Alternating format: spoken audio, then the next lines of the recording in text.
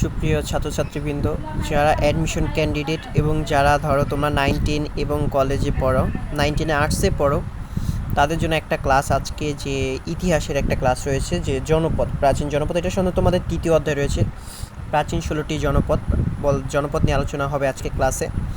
ধরো হচ্ছে এটা হচ্ছে বাংলাদেশি একটা ম্যাপ, আমি আঁকতে পারি না তবুও আঁকলাম, ভালো মতন আঁকতে পারি না। এটা হচ্ছে বাংলাদেশি একটা ম্যাপের মধ্যে আমি তোমাদেরকে দেখাই যে 16টি জনপদের মধ্যে বাংলাদেশে কয়টি প্রধান জনপদ নিয়ে উল্লেখ করব। যেমন ধরো এখানে আছে সিলেট, বৃহত্তম সিলেট, এবং এখানে আছে বৃহত্তম চট্টগ্রাম।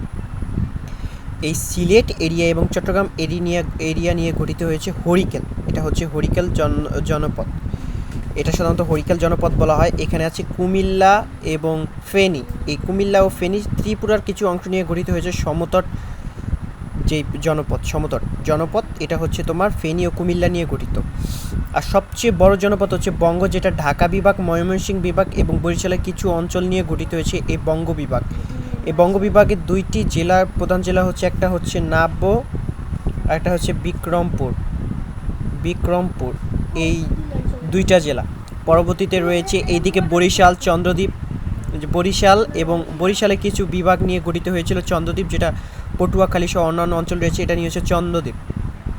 তাম্রলিপিটা সাধারণত সাতক্ষীরার পরবর্তী অঞ্চল নিয়ে গঠিত, সেটা ভারতের পশ্চিমবঙ্গ, তো এটা আমাদের পড়া লাগবে না। গৌড় পড়েছে পশ্চিমবঙ্গের মধ্যে, যার রাজধানী ছিল হচ্ছে কর্ণসুবর্ণ। আর এই দিকে গেলে আমরা যাব সবচেয়ে প্রাচীন যে জনপদ পুন্ড্র, যার রাজধানী হচ্ছে পুন্ড্রনগর, এবং এই পুন্ড্রনগর হচ্ছে যে তোমার হচ্ছে মহাস্থানগড় অবস্থিত, এবং সেন রাজাদের প্রধান একটি অঞ্চল ছিল পুন্ড্র, ব্যবসা বাণিজ্যের জন্য সবই ছিল, এবং খোদাই করা প্রথম পাথরের যেই অংশ সেটাও এই পুন্ড্রনগরে পাওয়া যায়। আর বরেন্দ্রটা সাধারণত উত্তর পূর্ব অঞ্চলেও যেই রয়েছে, যেমন ধরো তোমার রাজশাহী, দিনাজপুর, বগুড়া এই অঞ্চল নিয়ে গঠিত, অর্থাৎ এই দিকটা অবস্থিত। আর রারোটা হচ্ছে যে তোমার হচ্ছে এই পশ্চিমবঙ্গের মালদহ জেলা নিয়ে গঠিত।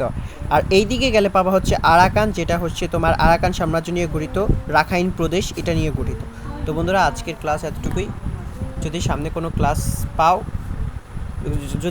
ক্লাস চাও আমাকে বললে আমি তোমাদের ক্লাসটা বুঝিয়ে দেবো।